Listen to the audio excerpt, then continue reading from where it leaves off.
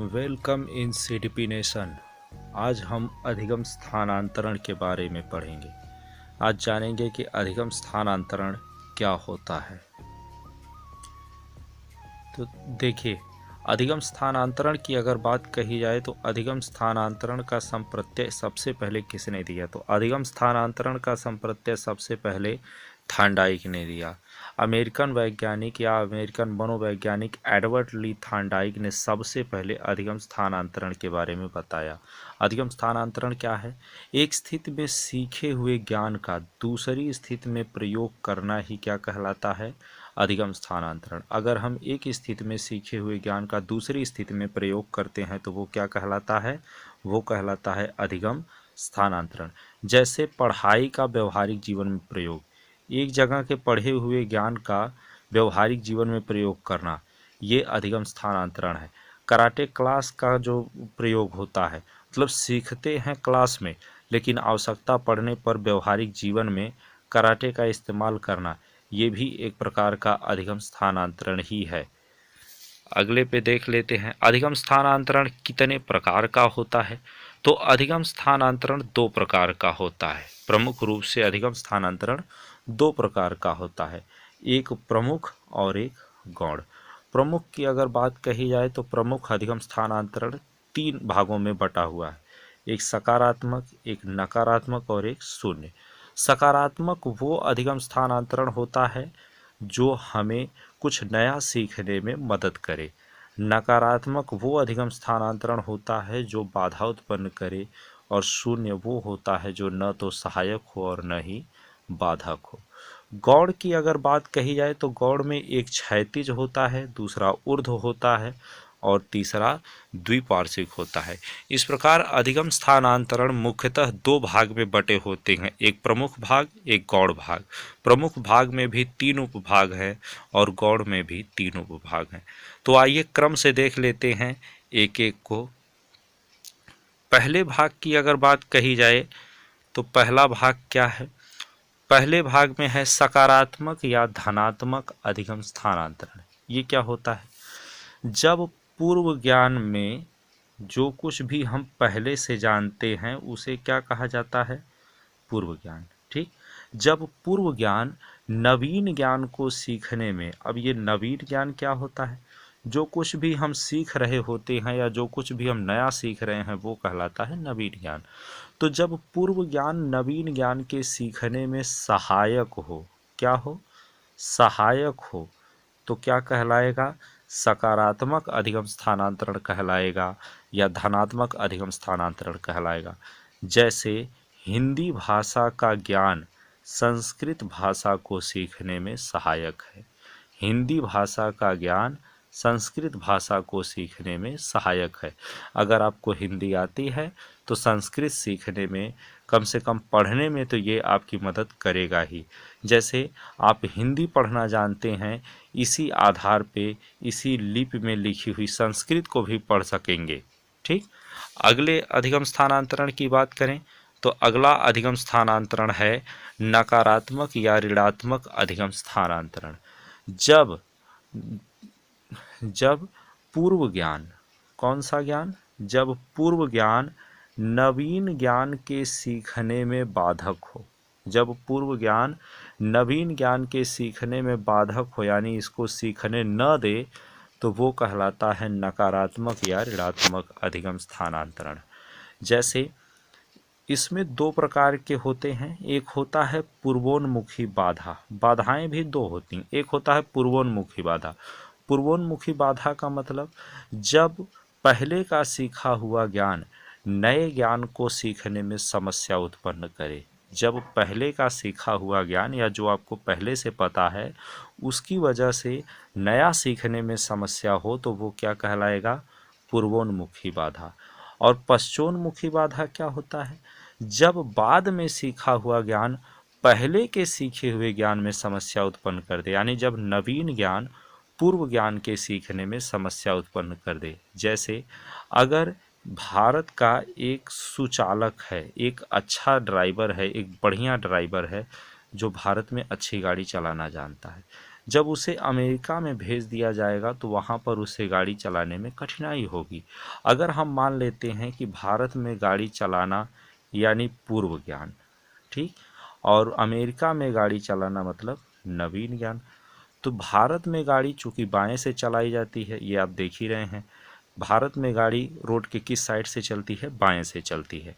तो जब ड्राइवर बाएं से चलाने में अभ्यस्त है या बाएं से चलाना सीखा है, जानता है, जब उसे अमेरिका में भेजा जाएगा तो अमेरिका में गाड़ियां किस साइड से चलती हैं, देखिए भारत में इस साइड से आ रही थी लेकिन अमेरिका में नहीं, अमेरिका में इस साइड से, यानी अमेरिका में दाहिने से गाड़ियां चलती हैं। तो जो बाएं से सीखा है उसे दाएं से चलाने में कठिनाई होगी, लेकिन जब वो दाएं से चलाना सीख जाएगा और पुनः भारत आएगा तो अब उसे भारत में गाड़ी चलाने में दिक्कत होगी।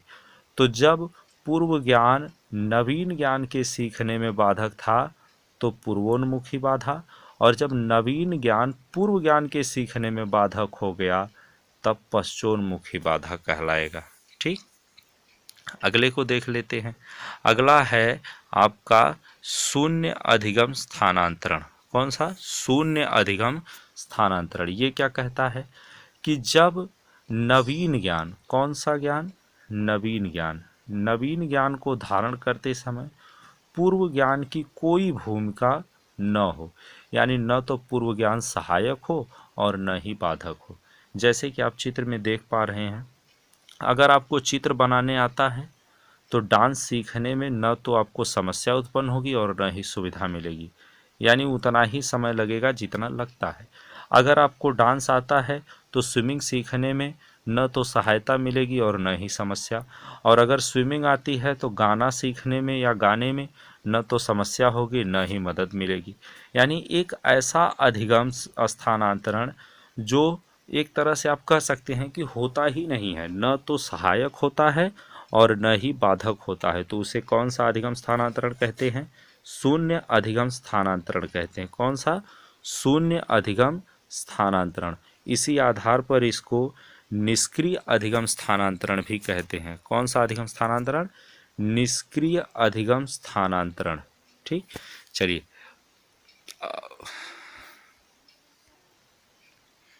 अभी तक आपने हमारे चैनल को अगर सब्सक्राइब नहीं किया है तो अभी सब्सक्राइब कर लीजिए। सब्सक्राइब करने के बाद बेल आइकन को दबा दीजिएगा ताकि जब भी कोई नई वीडियो अपलोड करें आपको तुरंत नोटिफिकेशन मिल जाए। ज़्यादा से ज़्यादा शेयर करिए, लाइक करिए, हमारे सभी चैनल्स को फॉलो करिए। जो भी आपकी क्वेरीज हों, जो कुछ भी आपको पूछना हो, जो भी डाउट्स हों, उसे नीचे कमेंट बॉक्स में ज़रूर लिखें, क्योंकि आपके कमेंट से ही हमें पता चलता है कि आपको हमारी बात समझ में आई है या नहीं आई है, या अगले किस टॉपिक पर आप नई वीडियो चाहते हैं। चलिए आगे देखते हैं, आगे क्या है।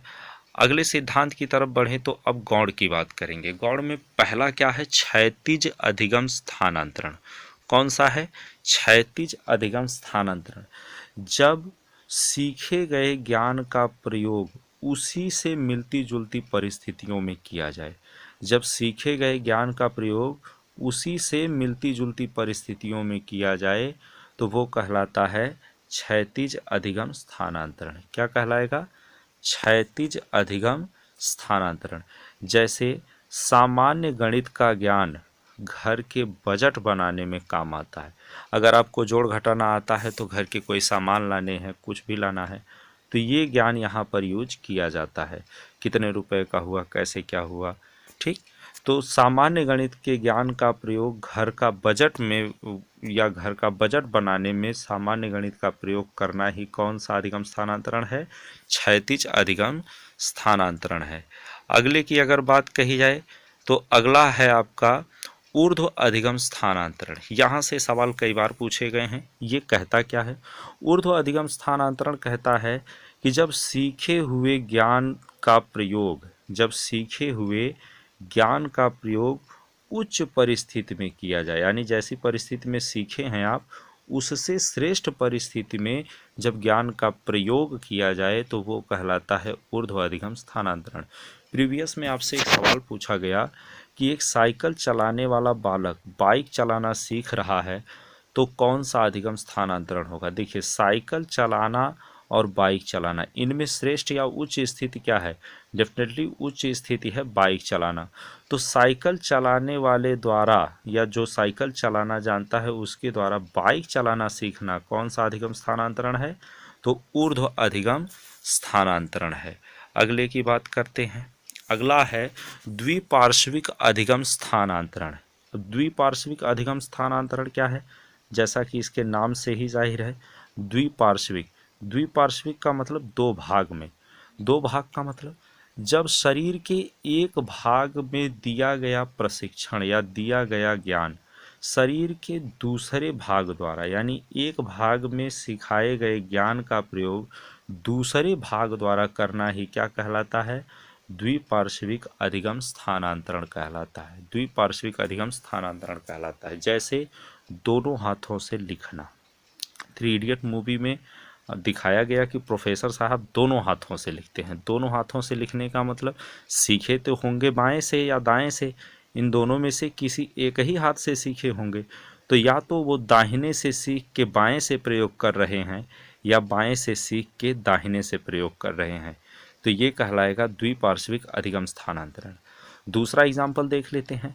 अगर आप दाहिने हाथ से खाना खाते हैं, अगर आप दाहिने हाथ से खाना खाते हैं और किसी कारणवश उसी दाहिने हाथ में चोट लग जाने से अब आप क्या करेंगे? क्या खाना खाना छोड़ देंगे? बिल्कुल नहीं। तो अब आप दाहिने हाथ से खाने की बजाय बाएं हाथ से खाना खाएंगे, यानी दाहिने हाथ से जितने भी काम होते हैं वो सब काम अब आप किस हाथ से करेंगे? बाएं हाथ से। तो ये कहलाता है द्विपार्श्विक अधिगम स्थानांतरण। साधारण और सामान्य भाषा में सिर्फ इतना समझ लीजिए कि जब दाएं भाग का काम बाएं से किया जाए या बाएं भाग का काम दाएं से किया जाए तो वो कौन सा अधिगम स्थानांतरण होता है? वो होता है द्विपार्श्विक अधिगम स्थानांतरण। कौन सा? द्विपार्श्विक अधिगम स्थानांतरण। चलिए अब प्रीवियस ईयर के कुछ सवाल देख लेते हैं। आपसे अक्टूबर 2017 में एक सवाल पूछा गया कि एक बालक जो साइकिल चलाना जानता है मोटर बाइक चलाना सीख रहा है। क्या सीख रहा है? मोटर बाइक चलाना सीख रहा है। यह किसका उदाहरण है? तो बताइएगा यह किसका उदाहरण है? क्या ये क्षैतिज अधिगम का उदाहरण है? क्या ये ऊर्ध्व अधिगम का उदाहरण है? क्या ये द्विपार्श्विक का उदाहरण है? या फिर इनमें से किसी का भी उदाहरण नहीं है? तो चेक कर लेते हैं। क्षैतिज अधिगम अंतरण कहता है कि बराबर परिस्थितियों में प्रयोग। क्या साइकिल चलाना और मोटर बाइक चलाना ये दोनों बराबर स्थिति में आती हैं, साधारण स्थिति में आती हैं? बिल्कुल नहीं। तो पहला गलत हो गया। ऊर्ध्व अधिगम स्थानांतरण की बात करें तो क्या साइकिल चलाना और मोटर बाइक चलाना साइकिल चलाने से श्रेष्ठ है मोटर बाइक चलाना? तो हाँ, साइकिल चलाने से श्रेष्ठ है मोटर बाइक चलाना। तो ये सही है। अब सी की अगर बात करें तो सी देख लेते हैं। सी क्या कह रहा है? सी कह रहा है द्विपार्श्विक अधिगम स्थानांतरण। क्या इसमें बाएं दाएं वाला कोई खेल है? क्या ऐसा कहा गया कि बाएं का दाहिने में या दाहिने का बाएं में आ रहा है? बिल्कुल नहीं। और कोई नहीं तो हो ही नहीं सकता। तो इसमें सही उत्तर क्या है? Option B. कौन सा उत्तर सही है? Option B. चलिए नेक्स्ट क्वेश्चन की तरफ चलते हैं। नेक्स्ट क्वेश्चन क्या कह रहा है? तो नेक्स्ट क्वेश्चन कह रहा है, नेक्स्ट क्वेश्चन, सीखने की प्रक्रिया में सीखने का स्थानांतरण हो सकता है। क्या हो सकता है? सीखने की प्रक्रिया में सीखने का स्थानांतरण कैसे हो सकता है? सकारात्मक हो सकता है, नकारात्मक हो सकता है, शून्य हो सकता है, यानी ये सभी। कौन सा उत्तर सही होगा? ये सभी। अभी थोड़ी देर पहले हमने पढ़ा कि मुख्य अधिगम स्थानांतरण कौन से होते हैं। तो मुख्य अधिगम स्थानांतरण 3 प्रकार के होते हैं, सकारात्मक, नकारात्मक और शून्य। तो इसलिए इसका सही उत्तर क्या होगा? उपरोक्त सभी। चलिए अब अगले सवाल की तरफ चलते हैं। अगला सवाल क्या कह रहा है? अगला सवाल कह रहा है कि जब पूर्व का अधिगम नई स्थितियों के सीखने को बिल्कुल प्रभावित नहीं करता है, ध्यान देने वाली चीज़ क्या है? प्रभावित नहीं करता है। तो यह क्या कहलाएगा? जब प्रभावित ही नहीं करता है तो क्या कहलाएगा? ये कहलाएगा शून्य अधिगम स्थानांतरण। क्या कहलाएगा? शून्य अधिगम स्थानांतरण। अगले प्रश्न की तरफ चलते हैं, देखते हैं अगला प्रश्न क्या है। अगला प्रश्न कह रहा है सीखे हुए ज्ञान या कौशल या विषय का अन्य परिस्थितियों में उपयोग करने को क्या कहते हैं? सीखे हुए ज्ञान का किसका प्रयोग करना है? तो सीखे हुए ज्ञान का अन्य परिस्थितियों में प्रयोग क्या कहलाता है? प्रेरणा, भग्नाशा, चिंता? जी नहीं, ये कहलाता है सीखने का स्थानांतरण या अधिगम का स्थानांतरण। क्या कहलाता है? अधिगम का स्थानांतरण कहलाता है। अगले प्रश्न को देखिए, अगला प्रश्न क्या कह रहा है? अगला प्रश्न कह रहा है यदि पूर्व ज्ञान व अनुभव नए प्रकार के सीखने में सहायता करते हों, यानी सहायक हो, पूर्व ज्ञान क्या हो? सहायक हो। तो पूर्व ज्ञान सहायक हो तो क्या नकारात्मक होगा? बिल्कुल नहीं। क्या प्रशिक्षण स्थानांतरण है? बिल्कुल नहीं। सीखना है? नहीं। क्या है ये सकारात्मक प्रशिक्षण स्थानांतरण है। कौन सा स्थानांतरण है? तो सकारात्मक प्रशिक्षण स्थानांतरण है। अगले प्रश्न की ओर चलते हैं, अगला प्रश्न देख लेते हैं क्या कह रहा है। तो अगला प्रश्न कह रहा है जब मानव शरीर के एक भाग को दिए गए प्रशिक्षण का, देखिए आ गई ना बात, एक भाग को, एक भाग का मतलब या तो बायां होगा या दायां होगा, इन्हीं में दोनों में से कोई होगा ना। तो एक भाग को दिए गए प्रशिक्षण का अंतरण दूसरे भाग में हो जाता है तो इसे क्या कहते हैं? क्या ऊर्ध्व अंतरण कहते हैं? बिल्कुल नहीं। क्या क्षैतिज अंतरण कहते हैं? बिल्कुल नहीं। उपरोक्त सभी तो हो, क्या है उपरोक्त में से कोई नहीं, नहीं ये भी नहीं। तीसरा देख लेते हैं द्विपार्श्विक। जी हाँ, द्विपार्श्विक। द्विपार्श्विक का मतलब ही होता है या तो लेफ्ट का राइट में या राइट का लेफ्ट में। तो इसका सही उत्तर क्या हो जाएगा? इसका सही उत्तर हो जाएगा द्विपार्श्विक अधिगम स्थानांतरण। यहाँ से आने वाले सवाल बहुत इजी होते हैं, परेशान होने की बिल्कुल भी ज़रूरत नहीं है। सिर्फ थोड़ा सा धैर्य बनाइए। एक बार में अगर समझ में नहीं आया हो तो वीडियो को बैक करिए, फिर से एक राउंड देख लीजिए।